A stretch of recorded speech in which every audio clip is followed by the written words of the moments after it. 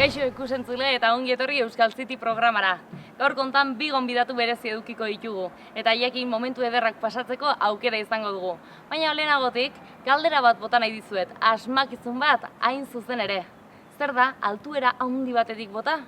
Eta apurtzen ez dena, baina uretara bota ez gero, 1000 zatitan apurtzen dena. Programa bukaeran jakingo duzue, bitartean gozatu!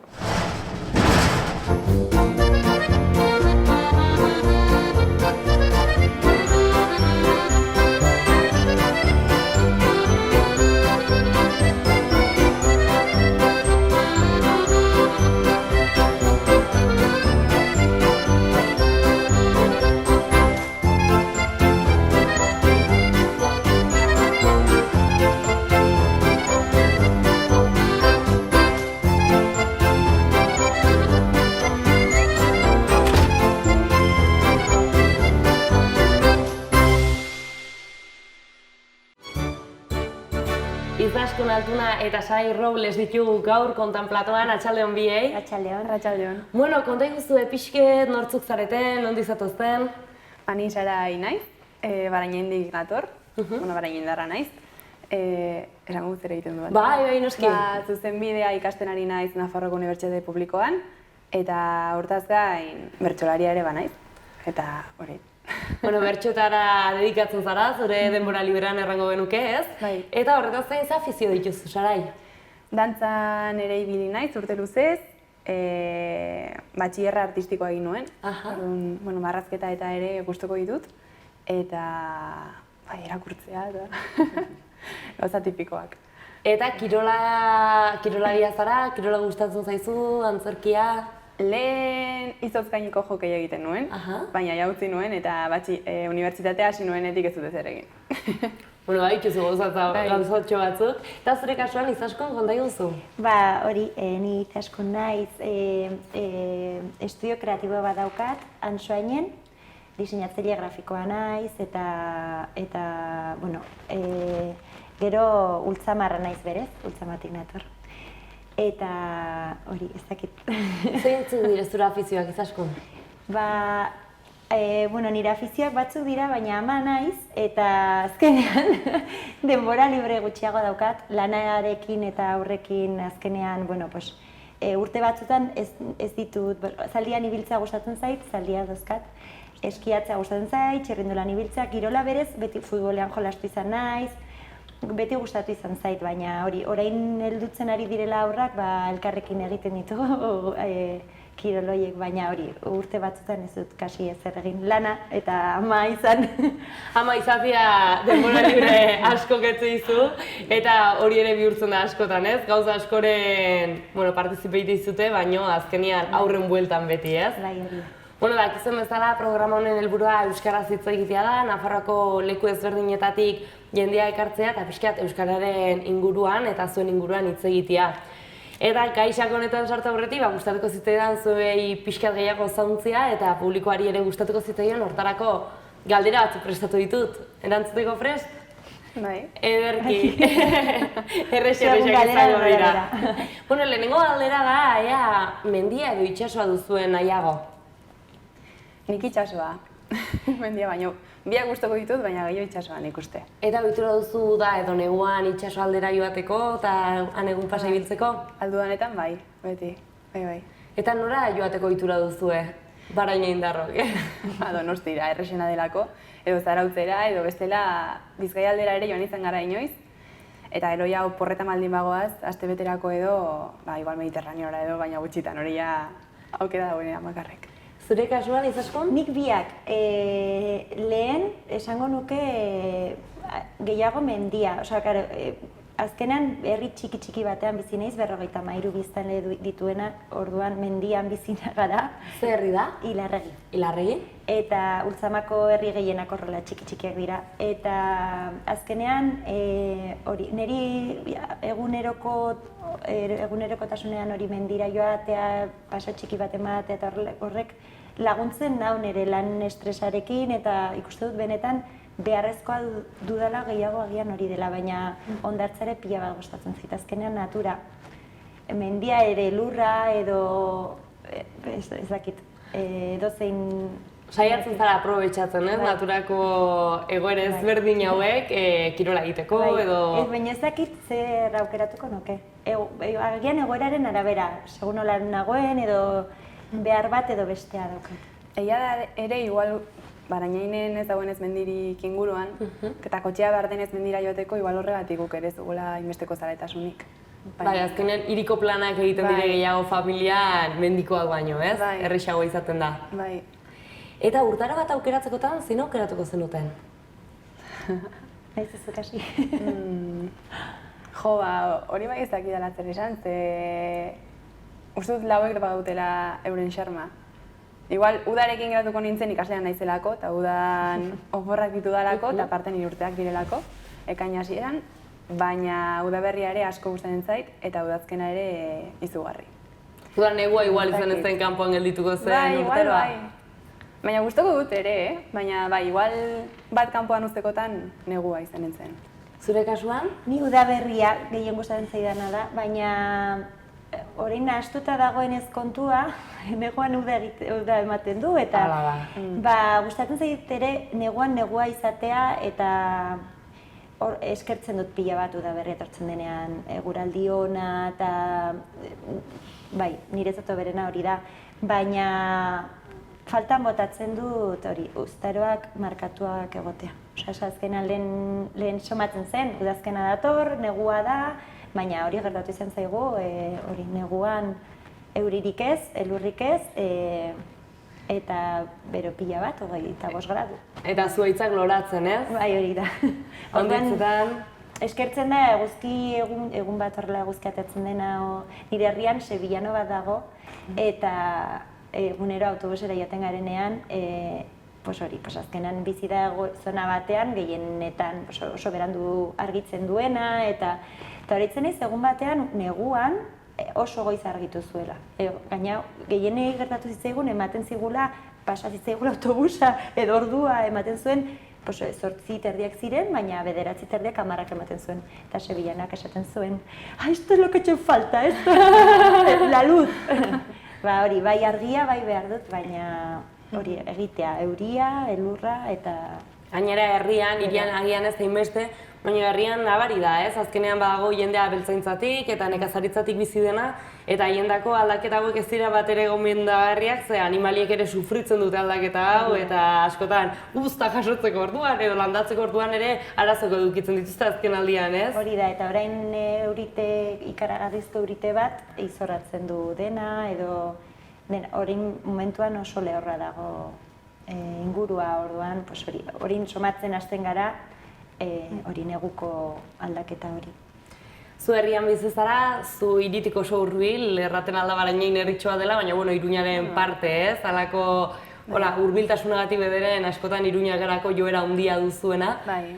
Eta aukeratzekotan, ze askotan ez du aukeratzen non bizi garen edo non jaio garen, hiria edo herria nahiago?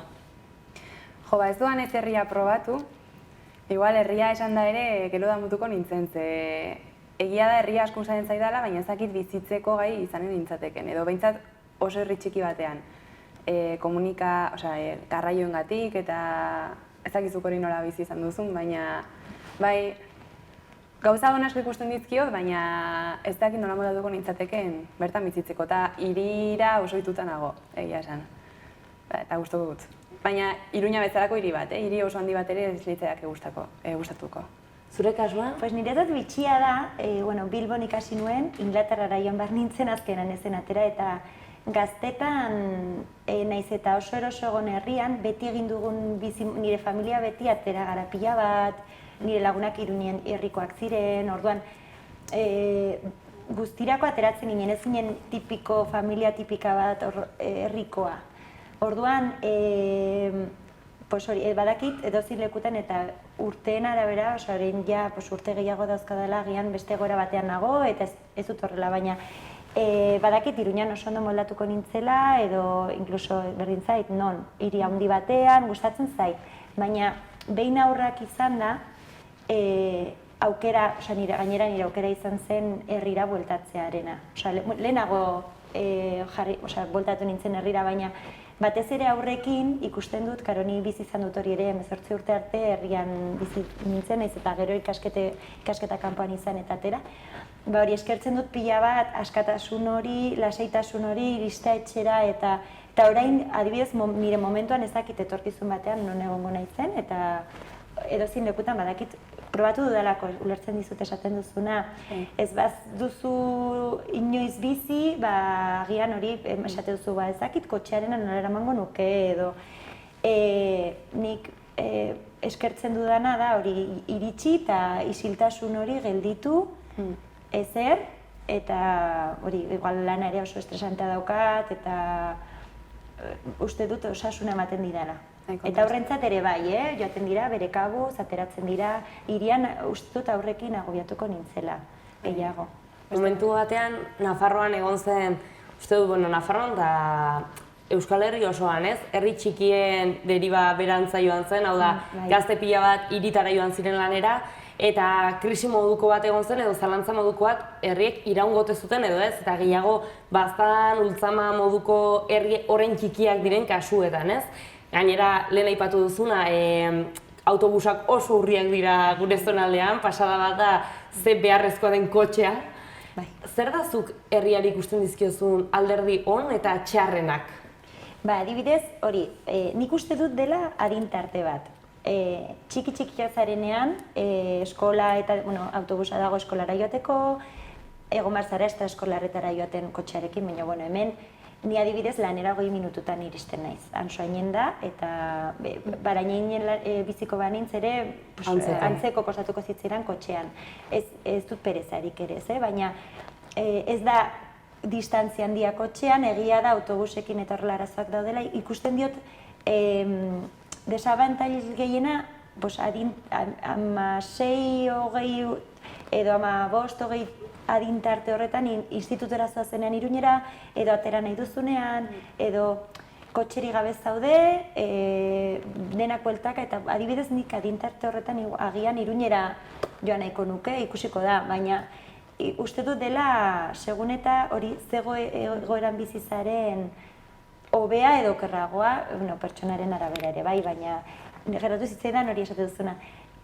Nire amaren, nire bi gurasoak hangoak ziren, ama Basaburukoa eta aita hori nire herrikoa.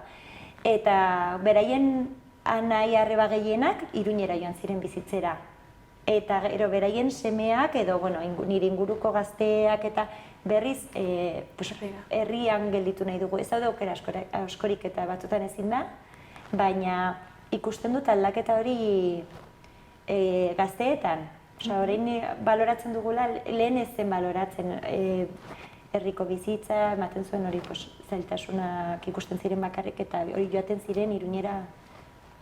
Herrian haunditzetan tabernak ez daude, hain herri txikitan, zu gero esaten dute ere bai, ez? Herri txiki inferno handi, gero ezagit Barainain bezalako herriak ere ez aldiren antzeko zeozer, ze sortzen diren nukleo batzuk ere bai, ez? Adibidez euskararen bueltan, eta denak nahiko ezagunak dira, baino botatzen duzu faltan intimidade hori edo anonimotasun hori zuen herritxoetan edo zuen ezein herri txikietan? Nik ez, eta uste dut dela Barainain igual hibrido bat delako, herri eta hiri arteko hibrido bat. Zegia da Iruña ondoan gaudela, eta 20 minututan Iruñan gaudela Bilabesan, baina Barainainen herri giroa dago. Behintzat zuk esan duzuna, nukleo horretan, euskal nukleo horretan herri giroa dugu, eta denok joten gara taberna berdinera eta bar.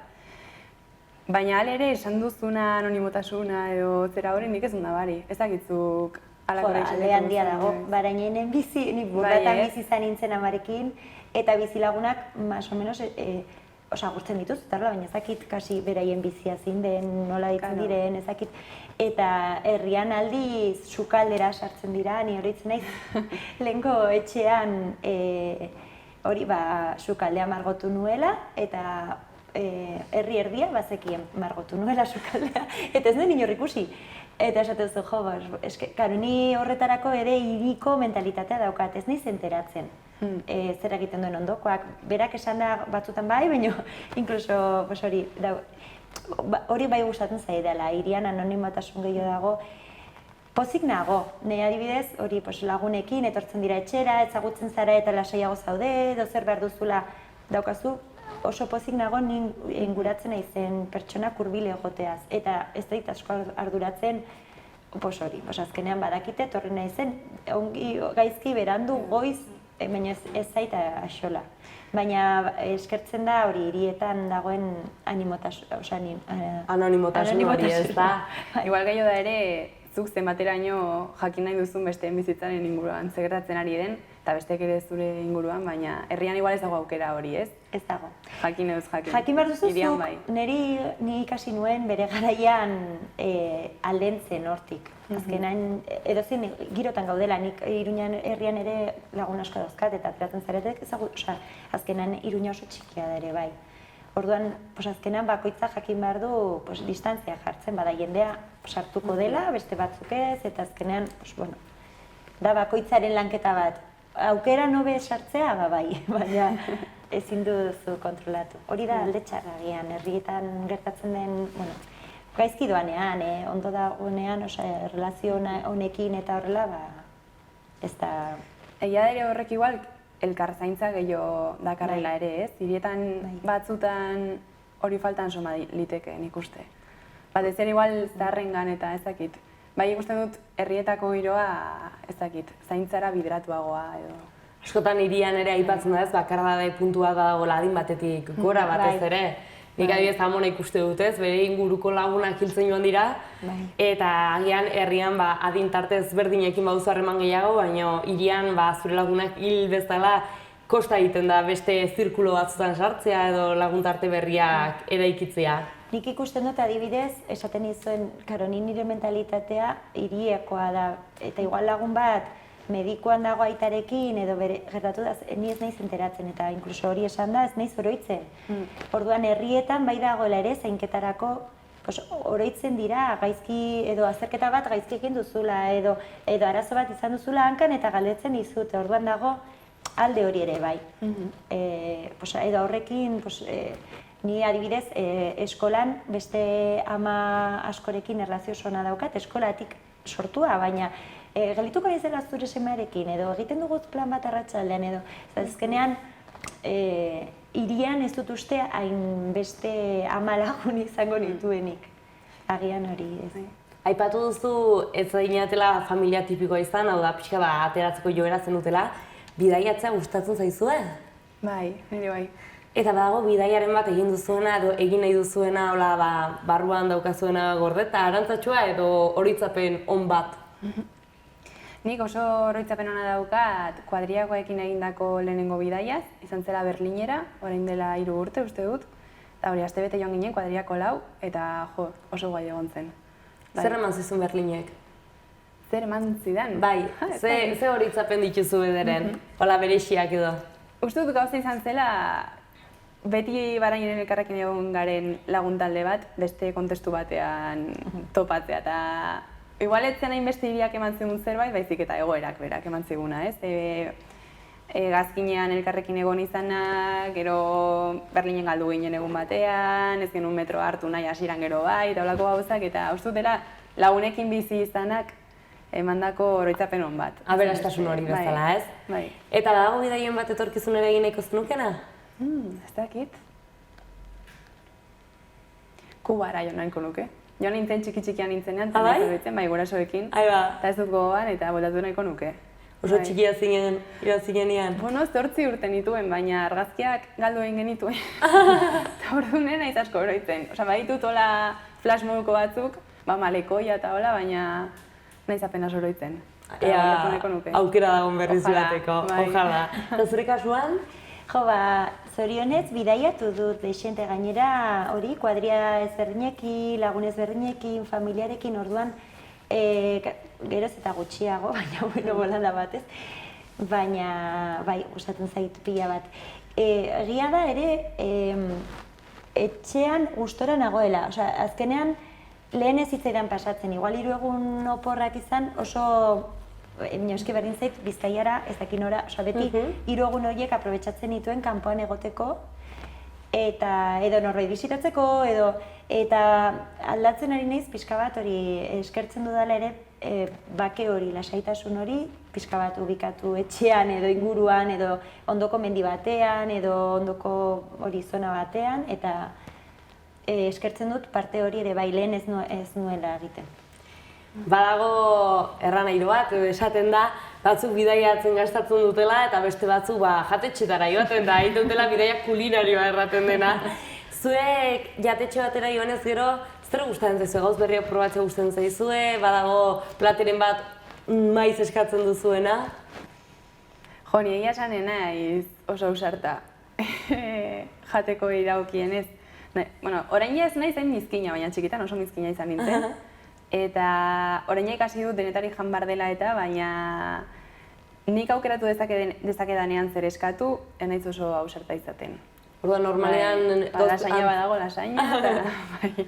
Saiatu zara goz konkretuak eskatzen, zure kasua? Neri sobera gustatzen zait jatea, eta inoiz ez dut arazorik izan alderantziz harrian gelditzea zen nire arazoa. Eta justo nire inguruan familia pila bat jaten genuen, kuadriakoak ere bai, ginen pixka bat ezberdinak puntu horretan. Eta ez dut inoiz arazorik izan probatzeko. Ez daukat, insektuak da gauza bat agian ez nuena probatuko, nazka asko ematen didatena eta entornoa, hori, segunetan nola gauden eta ingurua eta animatuko nintzen agian. Ez dakit, horrela, distantzian ez.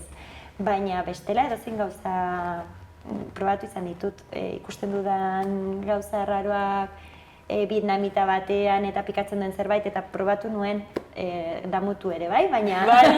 Esperientzia ez zen sobera hona eduki. Pikatzen sobera ez nago soituta hori espezietara edo pikantetara, eta baina, bueno, probatzearekin ez daukat arazorik. Inoiz ez oso janariarekin ez daukat. Aipatu duzu irakurtzailea zarela, euskal literatura irakurtzen alduzu, Sarai? Bai, pila bat.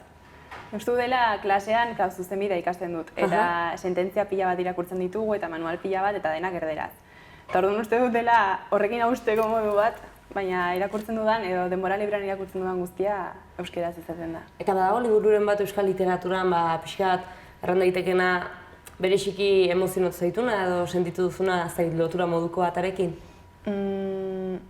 Aipatuko dut igual Uxue Alberdiren Janis Joplin, ze horren aurretik izan halako denboraldi bat ez ditula eleberriak irakurtzen. Igual euskeraz irakurtzen nuen, baina beste mota bateko testuak, igual historikoagoak edo ensaioak edo halakoak.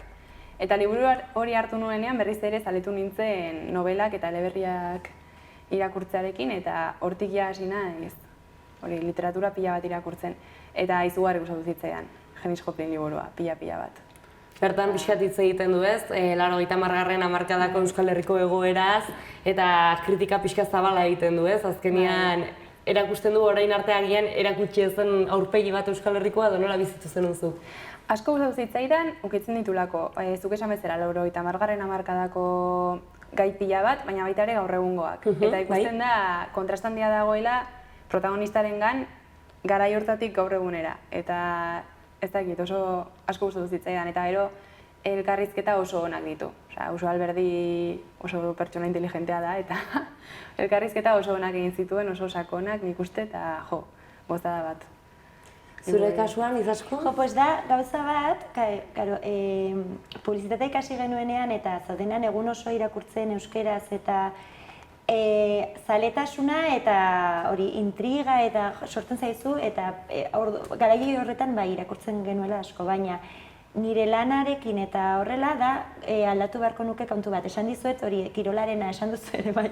Pues ari da, adibidez, zaldietan bi zaldi dauzkat eta ez daukat denborarik ibiltzeko eta hori aldatu nahi dudan kontu bat da epe motzean eta irakurketarena ere bai.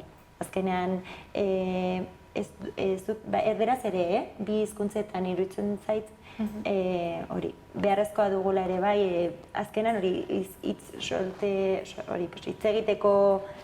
Bai, azkenean irakurketaren bitartez lantzen direla gai handitz, ez? Imaginazioa, konzentrazioa...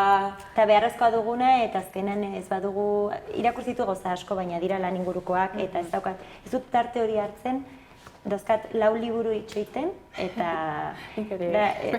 eta hori, 3 lanaren ingurukoak, baina hori, kreatibitatea beste modu batez lantzeko eta hori irudimena irekitzeko pixka bat eta ikasteko kurso batean hasi naiz, eta hori, eta markatzen zituen zer nahi duzu egin, eta hori da nire epe motzeko hori. Helburuetako bat. Bai, berriz erretomatzea.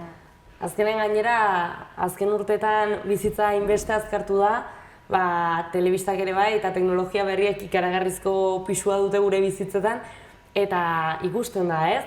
Liburu zainekin deitz egiten duzunean esate dizute, ez dago lehen bezain beste irakurlerik, edo gazteak bederen ez dira apuntatzen irakurketa plan hortara, ez? Eta geroz eta gehiago mugikorrean, WhatsAppak eta alakoak bai, baina liburutan jarri eta liburuai eskaintzeko nola ikusten duzu zure inguruan adibidez, Sarai, gazten artean? Bai, ni nahiko kontziente naiz, pixkat rara biz naizela zentzu horretan, ze kuadrillakoek ez dute euskeraz asko irakurtzen, eta irakurtzen dutenaren portzentai handi bat interneten edo e-booka. Bai, e-booka eta holakoetan irakurtzen dituzte, eta ni oso analoga naiz, niri paperetik irakurtzea gustatzen zait. Baina ez bakarrik literatura, sententziak eta beti inprimatzen ditut, azpimarratzea gustatzen zait, eta baina bai uste dut gaztei kosta egiten zaigula pantaila guztia, eta... Ni nire ingurua agian zaharragoa gara, eta bai irakurtzen dutela nire ingurua, eta ez dakit nondik ateratzen duten denbora,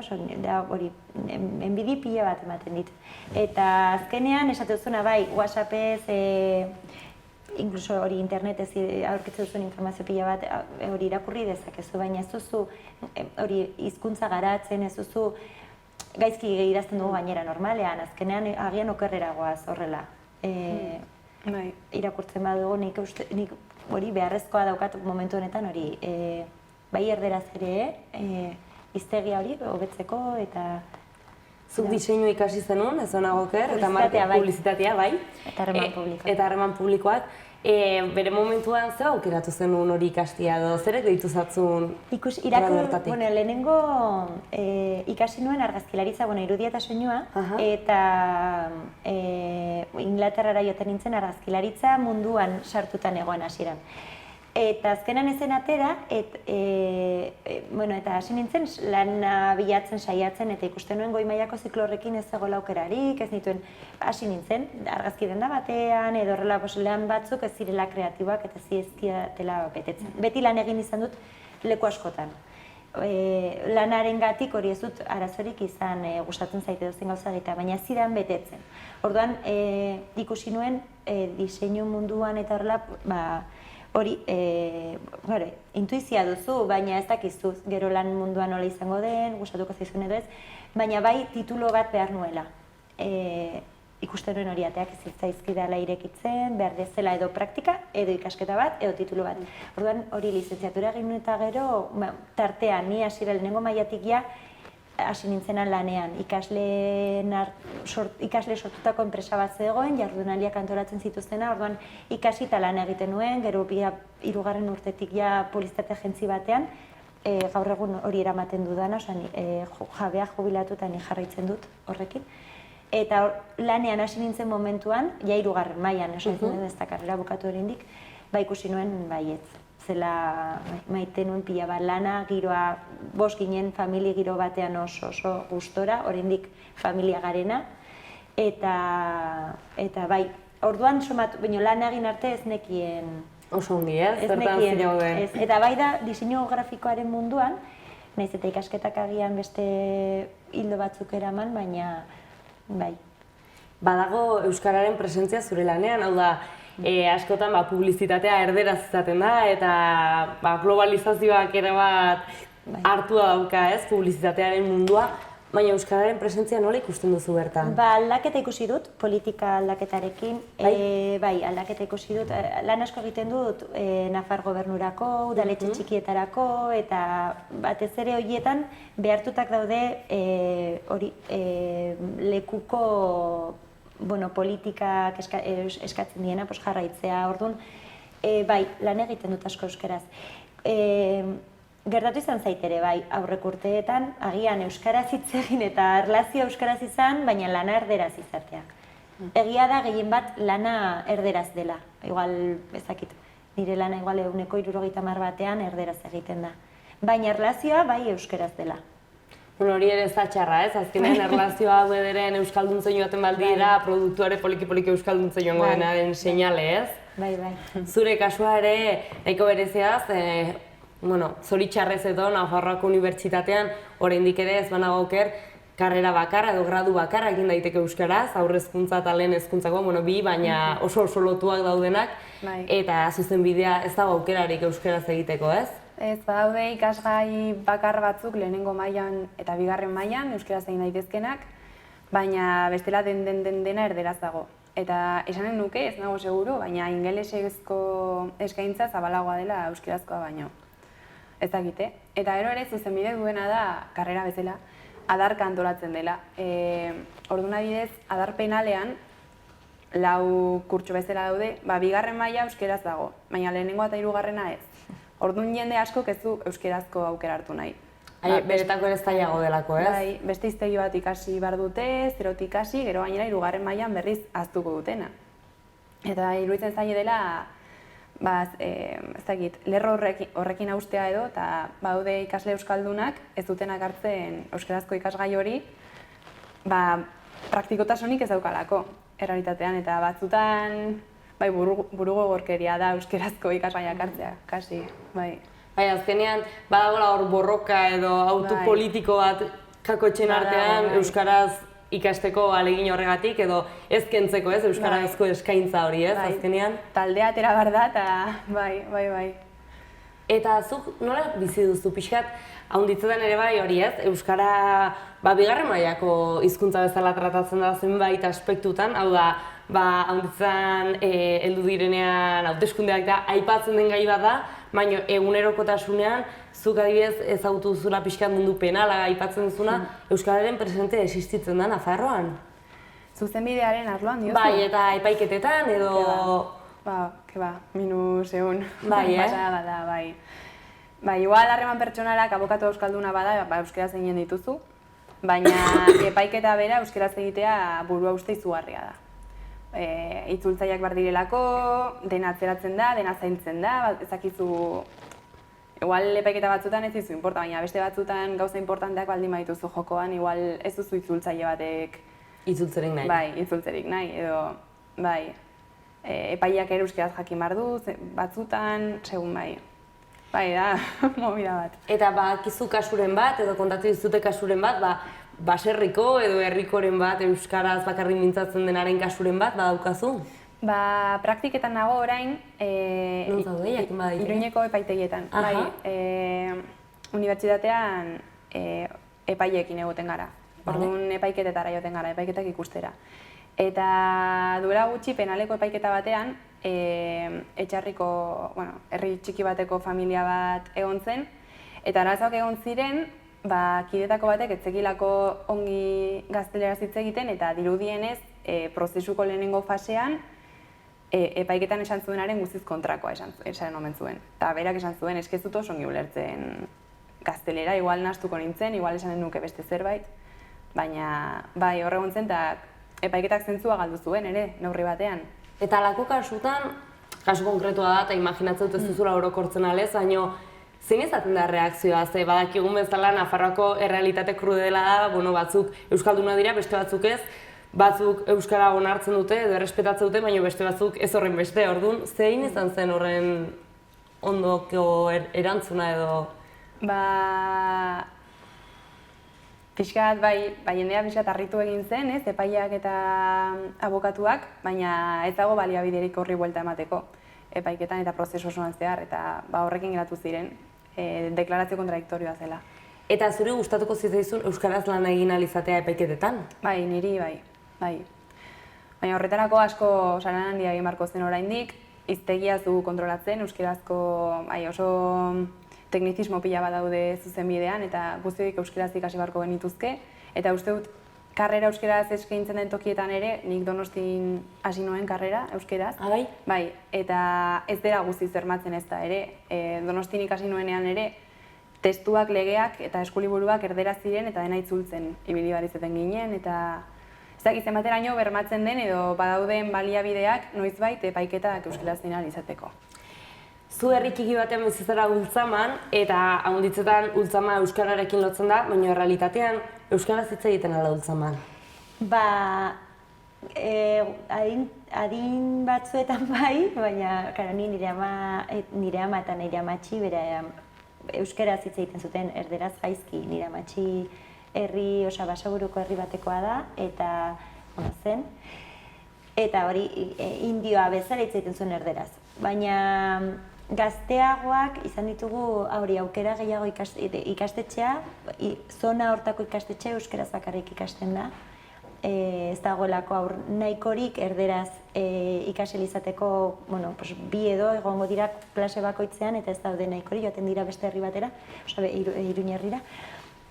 Baina lere beraien artean erderaz hitz egiten dute. Bai, kriston arazoa daude. Agian ez dakit den ikaste, azkenan ez dakit erlazionatzen dugun asko ikaste horrekin, edo nire kasuan adibidez gertatu zena, zen gu etxean euskaraz hitz egiten genuen, daukat 9 urteko haur bat, eta 6 urteko horin 6 egingo dituen beste bat. Eta euskaraz hitz egiten genuen etxean handiarekin, baina aurreskolan hasi zen urte eta erdirekin, eta beste guztiak, agian beste bat hitz egiten zuen euskaraz, baina beste guztiak ez. Orduan beraien artean, harremana erderaz zen.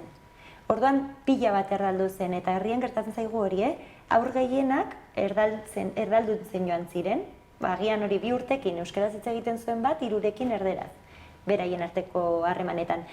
Eta niri gertatzen zen batez ere bigarrenarekin, beraien artean erderaz, eta gu erdalduntzen gaituz. Azkenan, bigarren semea erderaz, hori hasi da euskaraz hitz egiten eta bazekin, eta ulertzen zuen den erderaz, baina bera erlazionatzen zen erderaz, orduan ikusten dudana hori da, nahiz eta eskola euskalduna izan, nahiz eta jendea euskaraz jakin, normalan agian bat dago ez dakiena, inguruan, edo aurrak lagunen artean 3 dute erderaz, eta denak erdalduntzen dira. Gurasoen artean hitz egin duzu pixkat kontzientziatzeko eta egoera horri buelta emateko? Bai, asko, inkluso eskolan laguntzen digute, baina hori guraso batzuk ez dakite euskaraz. Eta beraientzat oso gogorra da. Aurra euskaraz ikasten ari du, ez dute ulertzen zer ikasten duten, sentitzen dira blokeatuak ez dakit nola lagundu, ez dut ulertzen eta saiatzen dira gainera ulertzen, eta ez dute euskararekiko hori kontrako ezer, baina beraientzat beste traba bat da. Eta hori ezin dute euskaraz hitz egin eskolan, etxean. Ez badakite, eta hori ikusten dut hori, nahiz eta hori eskola euskaraz izan, jende asko euskaraz jakin, joera dagoela erderarako, ez? Bai, joera erderaz, bai. Zuk ere pixkat antzekoa, ez? Barainainen edo nola bizi duzuzuk zure kuadrian, zure familian? Bai, nik uste dut, nire abaiztaura mereziki dena erderaz egiten genula, baina azken urteetan igual saiatu gara kuadriako batzuk edo lagun batzuk ohiturak aldatzen eta euskeraz hitz egiten gure artean, baina baritzen dudana da taldean egonda ezinezkoa dela. Izugarrizko joara dugu erderara jotzeko, eta igual lagun konkretu batekin hitz egiten ari naizenean euskaraz egin dezaket, baina kuadriako guztiak batzen garenean oso zaila egiten zait. Guri ere bai, gu kuadrian gainera batzuk, gainera ohitura daukagu euskaraz, eta orduan ez dakigu gertatzen dauzkat bi lagun, beraien bikoteak, bat neska Granadakoa dauka eta bestea butila ere, kanpokoak dira, eta ez dakite euskaraz. Orduan gure dinamika aldatu zen, eta nahi gabe oraindik euskaraz ateratzen zaigu. Orduan agian hori joera baldin badago erderarena ere bai, nahiz eta saiatu, nahiz eta aldatu hori ohitura baldin badago, eta hori batek ez badu nahi, azkenan aldatzen zaigu txipa. Bukatzeko badago ametsen bat euskara edo kulturarekiko baduzuen etorkizunera begira? Galdera ora berez jamarra baino. Amets propioak ere balio dute, azkenean. Jo, ni nahiko nuke hizkuntza bezala baloratzea. Azkenean hizkuntza oso polita, urte pila batekoa, azkenean, gu daukagun, euskaldunok daukagun maitasuna hizkuntzarekiko, ez dakitenek ere izatea edo baloratzea. Beste hizkuntzak baloratzen dira nahiz eta ez jakin. Nik beste hizkuntzak ere maite ditut, baina hori izatea azkenean hori nahiko nukena beste ikuspuntu batetik ikustea euskara eta altxor bat bezala ikustea beste edonor hitz egiten duena, gaizki hitz egiten duena, ongi edo ez dakiena, edo hori nahiko nuke. Zure kasuan, Sarai? Ni gustatuko litzaidake Barañainen jaio den gazte batek bere bizitza euskeraz egiteko baliabideak izatea. Gero igual autu bat izanen da egin edo ez, baina aukera izatea unibertsitatea euskeraz egiteko, Euskadira joan gabe. hori da, erkidegora joan gabe, eskolaz kanpoko jarduerak euskeraz egiteko, eta bai, aukera hori izatea. Ederki, elkarrizketaren bukaerara iritsi gara dagoeneko, eta besterik gabe plazer bat izan dela zuei hemen edukitzea, errealitate ezberdina, gaina oso interesgarriak, ez? Azkenean punta batetik bestera joan gara. Eta, jarraitu euskaraz bizitzen, euskaraz solasean, eta ikusiko gara, edo hemen. Bai, Eskerrik asko. Gero arte, aio. Aio. Disfrutatu duzu programaz guk ederki pasa dugu gure gonbidatuekin. Eta orain asmakizunaren momentua. Zer da altuera batetik bota eta apurtzen ez dena, baina uretan segundu gutxitan 1000 zatitan apurtzen dena? Papera da. Beraz, kontuz ibili eta gehiago paperak garrantzitsuak badira.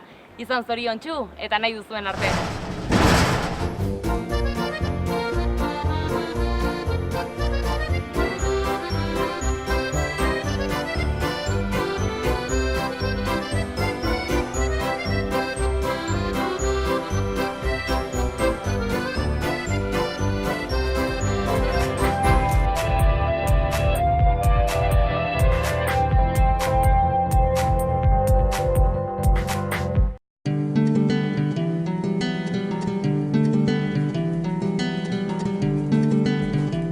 Saio hau Nafarroako Gobernuak diruz lagundu du.